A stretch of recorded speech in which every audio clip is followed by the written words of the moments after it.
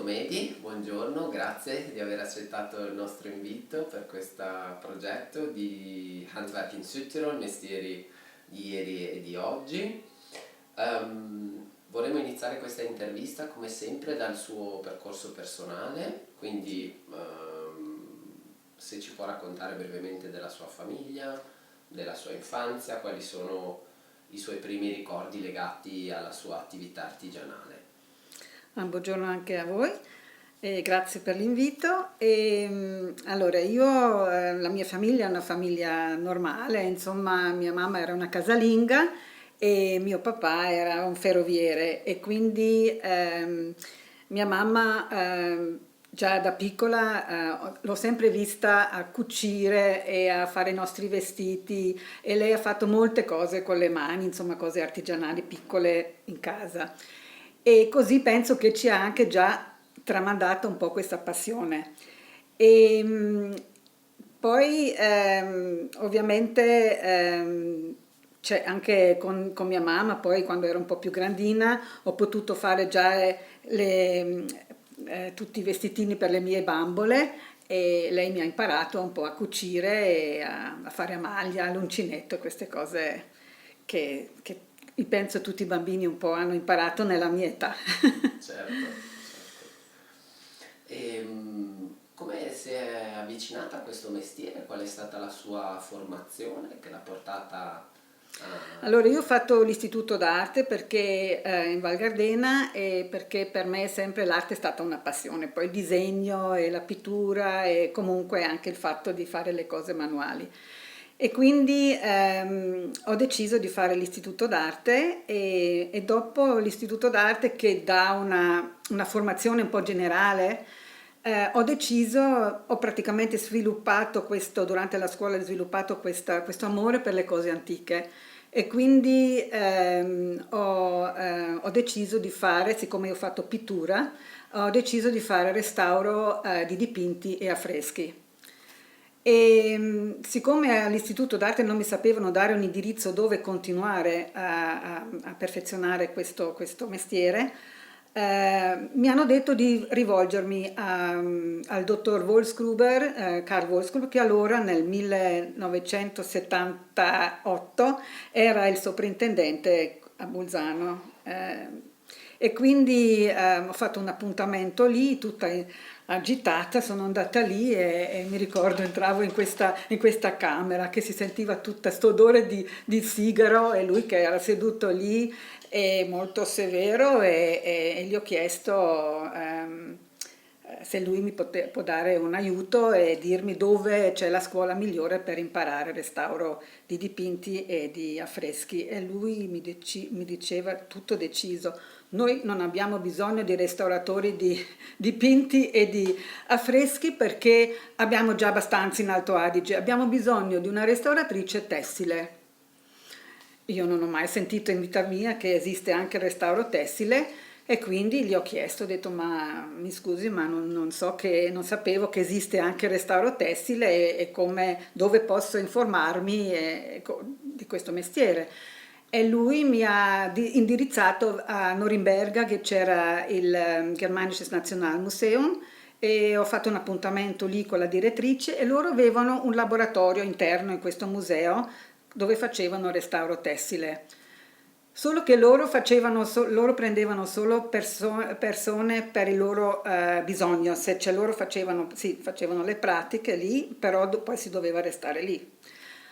E comunque loro chiedevano 5 anni prima di imparare la tessitura, quindi dovevo andare altri 5 anni a scuola di tessitura. Allora io sono tornata e siccome il dottor Wolfsgruber mi ha detto di tenerlo informato, gliel'ho detto, ho detto guardi così e così e insomma e lui dice ma guarda che c'è un'altra possibilità in Svizzera e in Svizzera c'era l'unica scuola sempre una scuola privata perché allora non esisteva ancora questo mestiere, poi è nato comunque appena negli anni 1956-57 e la pioniera era una danese e lei ha aperto il primo laboratorio di restauro tessile al Bayerischen Nationalmuseum a Monaco E il suo marito era uno storico dell'arte che era lì anche al museo a Monaco e loro erano molto amici del dottor Wolfsgruber.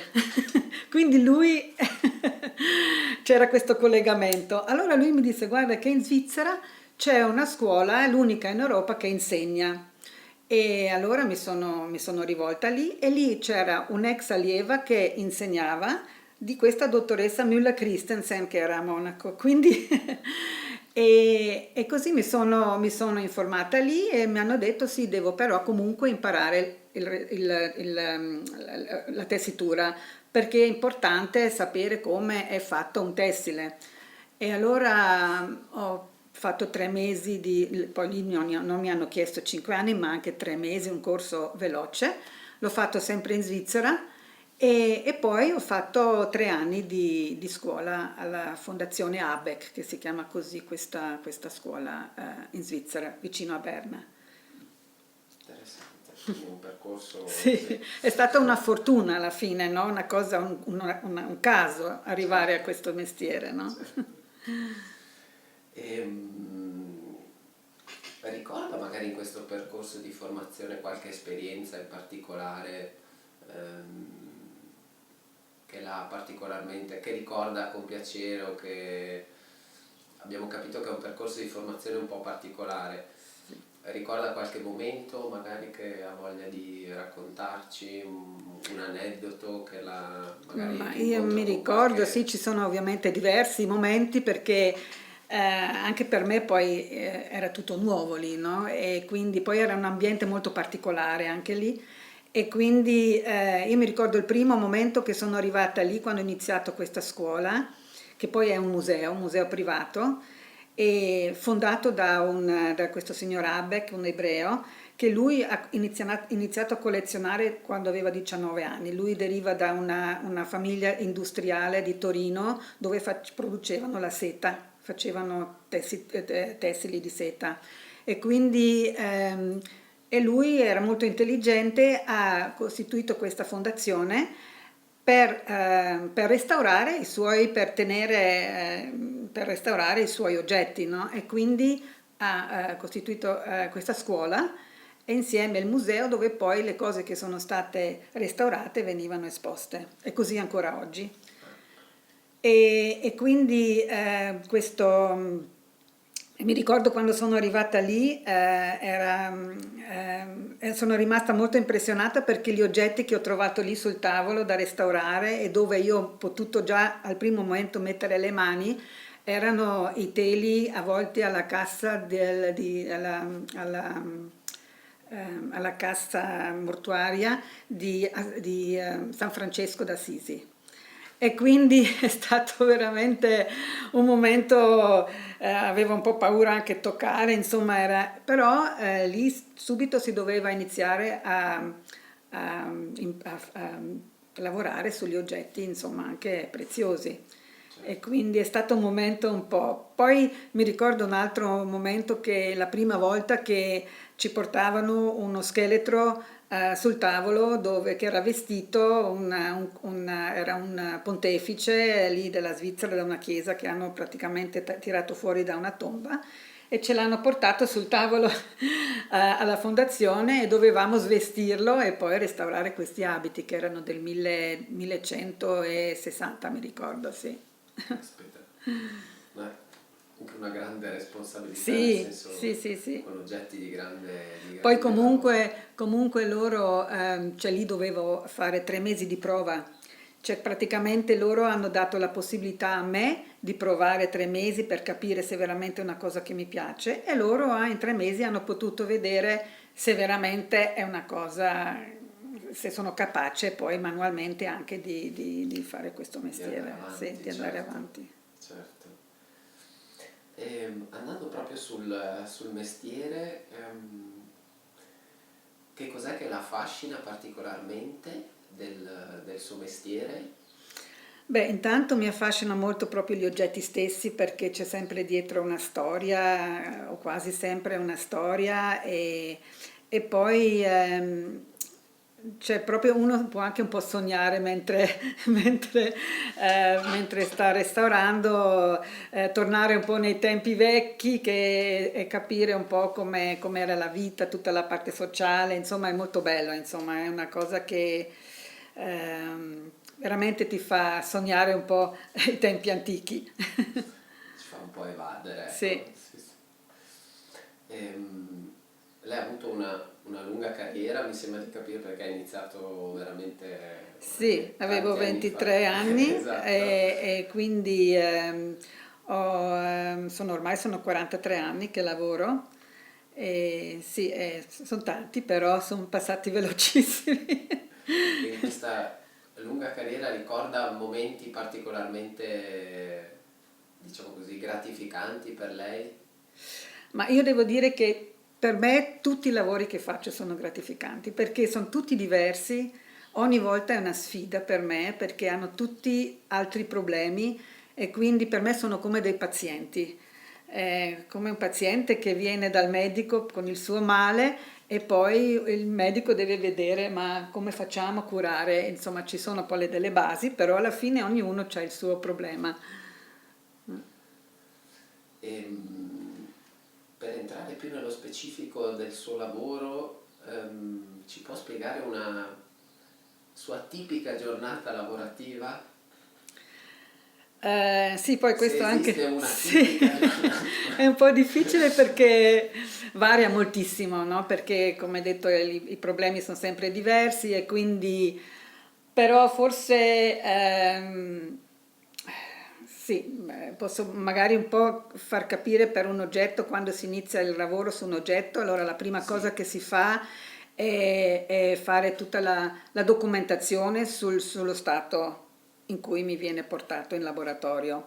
Quindi fotografare molto bene tutti i dettagli e descrivere, prendere misure e cose varie. E quindi dopo di questo, già durante questa documentazione, uno vede poi bene, lo osserva bene l'oggetto e poi viene fatta anche una piccola analisi sul tessuto, di che tipo di tessuto si tratta, se ci sono dei problemi in caso se si dovesse fare un intervento di pulitura o di pulitura anche in acqua, se i colori tengono all'acqua, che non escono quando si viene in contatto con l'acqua e quindi queste cose così. Poi dopo, una volta poi deciso l'intervento di restauro, allora se non ci sono grossi problemi, dopo queste analisi preliminari, si passa all'intervento di pulitura che quando non escono i colori si possono lavare, quindi io ho una vasca particolare dove il tessile viene disteso e completamente in modo che posso osservarlo durante il lavaggio tutto quanto e poi viene lavato con acqua demineralizzata e un detergente neutro appositamente studiato per questi tessuti antichi. E, e poi dopo segue la stenditura perché ovviamente dopo il lavaggio ehm, si deve riportare l'oggetto nella sua forma originale. Quindi quando sono tessuti bidimensionali non è un problema o meno un problema perché viene fatta la stenditura in modo, allora se è un tessuto sottile si fa sul tavolo di vetro in stato bagnato e si deve allineare praticamente la trama, l'ordito nella direzione diritta, insomma orizzontale e verticale, e così come viene praticamente come è venuto dal telaio. E poi si fa asciugare sul tavolo di vetro mettendo intorno dei vetrini e dei pesi, dei piombi che sono questi qua. E per non fare ritirare il tessuto quando si asciuga.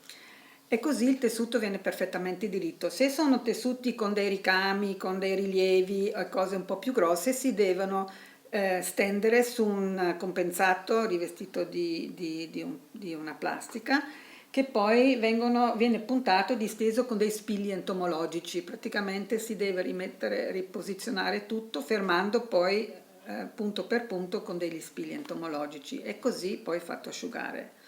Una volta fatto la stenditura e la pulitura, che sono fondamentali, perché un tessuto quando è sporco, praticamente queste piccole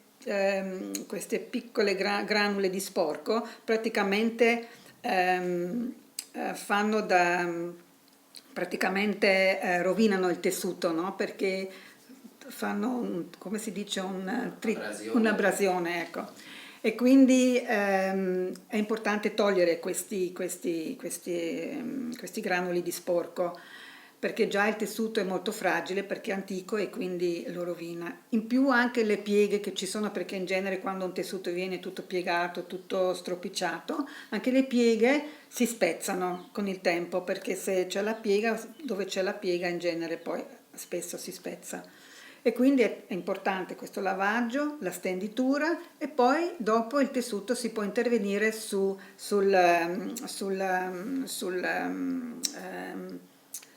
praticamente si può, come si dice in italiano, adesso non mi viene la parola, si può dare un supporto per tenere, per esempio se un tessuto ha delle lacune o degli strappi, praticamente si mette un supporto nuovo che viene adeguato nella tessitura e nella grossezza del tessuto antico, si fa la tintura di questo supporto e poi si mette sotto e si fissano tutti i punti lacerati o rovinati con un filo di seta molto sottile, che è sottile come un capello, su questo supporto. Allora, questo è un intervento che poi è molto importante, reversibile, che è fondamentale nel restauro, che si può togliere in qualsiasi momento senza creare danni sull'oggetto originale. E questo è così, e poi spesso i tessuti sono, dipende dal tessuto, se è molto grande, per esempio questa è una bandiera e qui ci metterò sicuramente 2 o 3 mesi per fissare tutte le parti lacerati e rovinati, e quindi si passano ore e ore a fare punti posati. Però ovviamente poi è bello questo lavoro anche perché è molto vario, no? Io faccio la tintura dei fili, faccio la tintura dei supporti, faccio anche la stenditura dei supporti perché quelli non vengono stirati perché sennò si storgono, quindi devono essere perfettamente dritti anche loro vengono distesi sul tavolo di vetro e quindi sono tanti lavori diversi che si fanno, no? E poi dopo naturalmente tutta la documentazione alla finale scrivendo tutti gli interventi che si è fatto. Certo. No, no, quindi un insieme sì, di tecniche, di pratiche, cioè anche da parte sua conoscenze varie, no? Come Sì, si sì, diceva sì, sì, prima, sì, dal sì, tessuto al colore, sì, sì. veramente interessante. Ehm, una domanda guardando ehm, sempre al suo lavoro, se c'è stata un'evoluzione di questa sua attività, di questa sua professione da un punto di vista tecnico, tecnologico, se le nuove tecnologie sono entrate nel suo mestiere e come. Allora, io sono anni che combatto perché purtroppo ci sono 2 tecnologie che esistono. Allora, uno è la cucitura di questi tessuti su questi supporti e l'altra è l'incollaggio. Quindi sono 2 scuole diverse. L'incollaggio è la scuola inglese e loro praticamente incollano questo tessuto antico su un tessuto di supporto. Loro dicono che è una colla reversibile, però non è così, perché il tessuto cosa fa?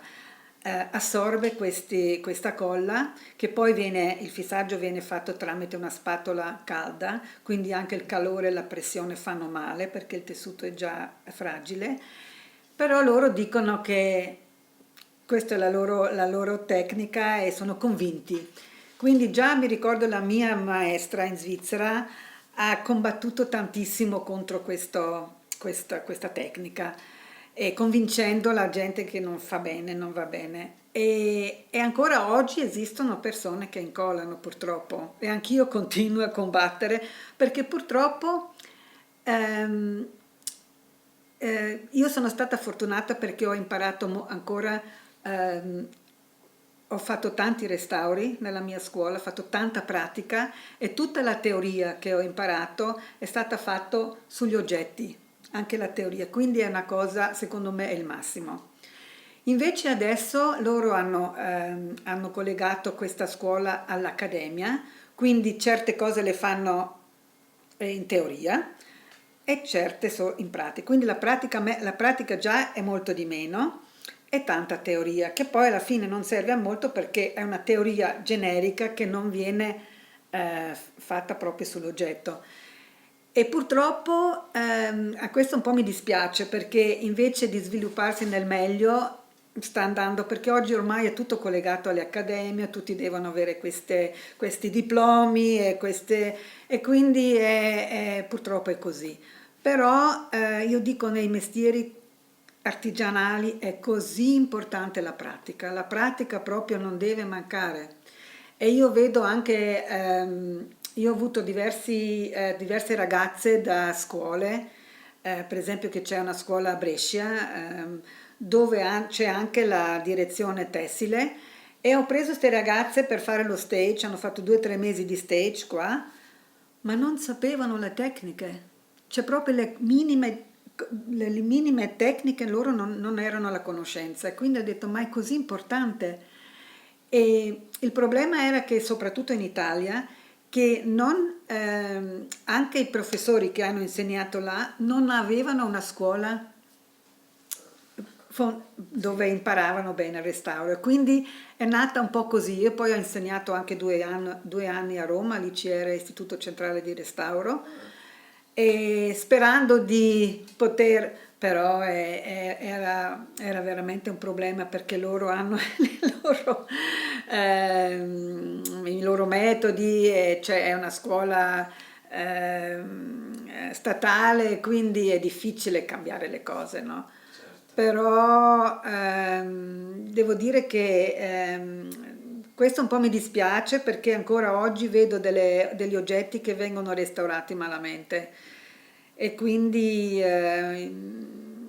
cioè per me era molto importante avere questa successore che con le mie tecniche e della stessa scuola da dove esco io. Ah, ok. Sì, sì, Sì. sì, perché io ho detto se lei vuole fare questo lavoro deve andare in Svizzera, è l'unica, perché lì c'è gente di tutto il mondo che viene lì a imparare e quindi l'ho mandata lì. Nel frattempo sono 5 anni e non più solo i 3 anni, ma anche perché loro fanno anche, cioè loro fanno il diploma, fanno tanta teoria, fanno l'accademia e quindi è tutto un po' più lungo il percorso, ma alla fine purtroppo anche loro fanno tanta più teoria che pratica. Ma io vedo adesso, per fortuna la ragazza prima di andare alla fondazione ABEC ha dovuto fare la pratica di 1 anno da una ex allieva della Fondazione ABEC, quindi lei ha fatto qui la pratica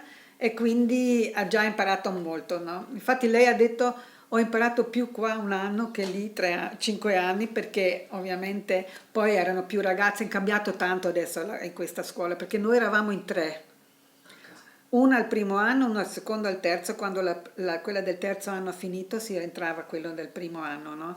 E quindi eravamo ben controllate, ben seguite, quindi era veramente, secondo me, era il massimo che si poteva avere. E Certo. adesso sono più ragazze, non vengono più così seguite, tutto un po' più. Comunque, questo è. Oh, interessante Sì. questa.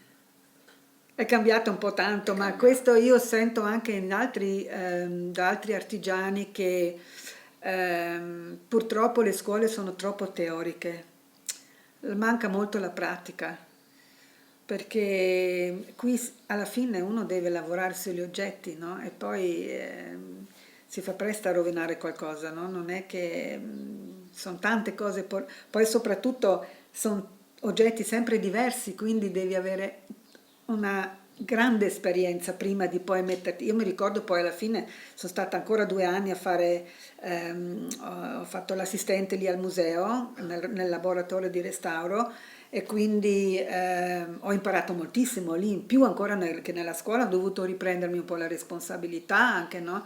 E questo è quando uno poi si mette in proprio da solo, hai tutta la responsabilità da solo e quindi è importante avere una grande esperienza. Certo, certo.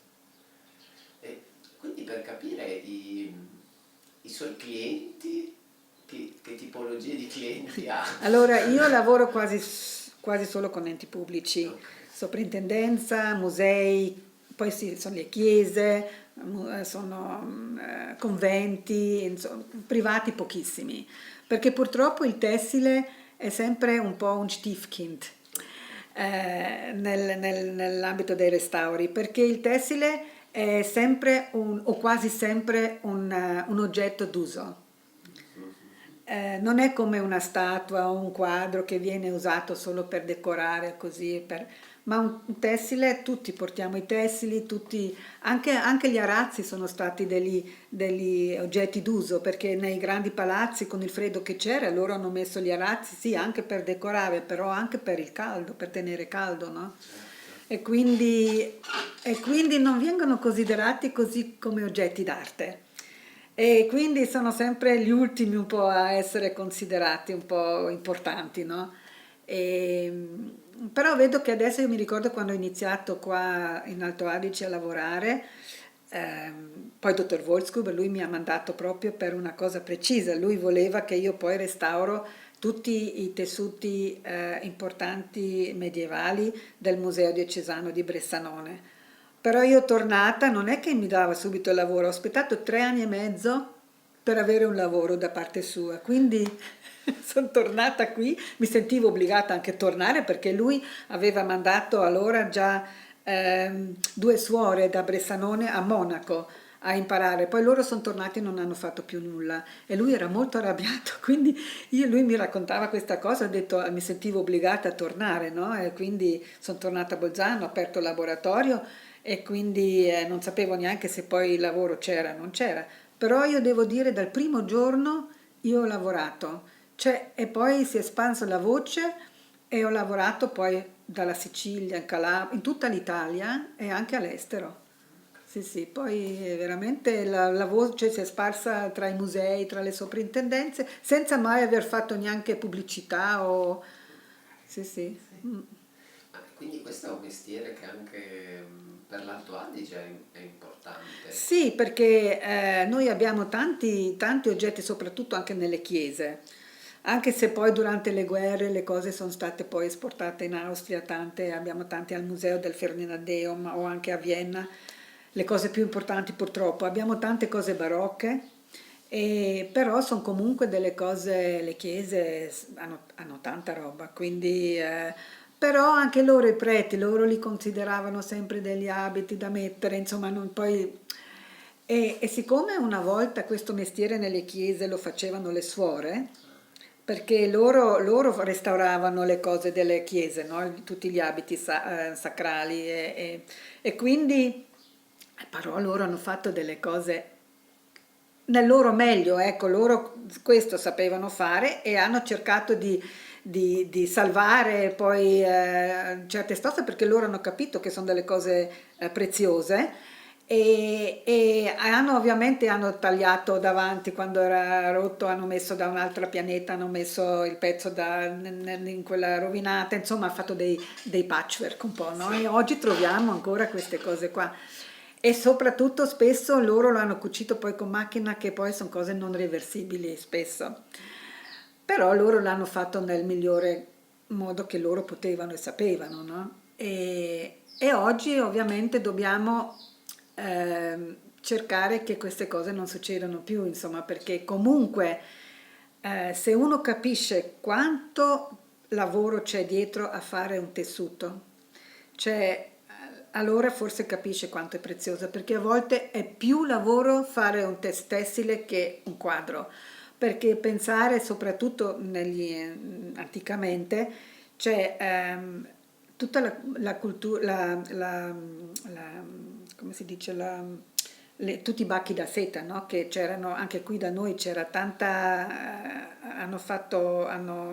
c'erano gli alberi, Maulbeerpalme, adesso non mi, del bacco Sì, i bacchi per... no, l'albero è il Maulbeerbaum, Sì, dove poi queste foglie venivano date a questi bruchi che mangiavano queste foglie e poi loro hanno creato questi bachi da dove deriva poi la seta. Ma è tutto un lavoro incredibile, poi la seta doveva essere tolto questo filo, poi tinto il filo, poi la tessitura o il ricamo, ma sono delle cose, sono dei lavori manuali, anche dei ricami che sono una cosa incredibile, cioè anni e anni lavoravano e su queste cose e quindi la gente deve capire, pensare che una volta nel 1700-1800 un parato di abiti di quelli sacrali della chiesa dove c'è un piviale, due dalmatiche, due pianete, poi c'è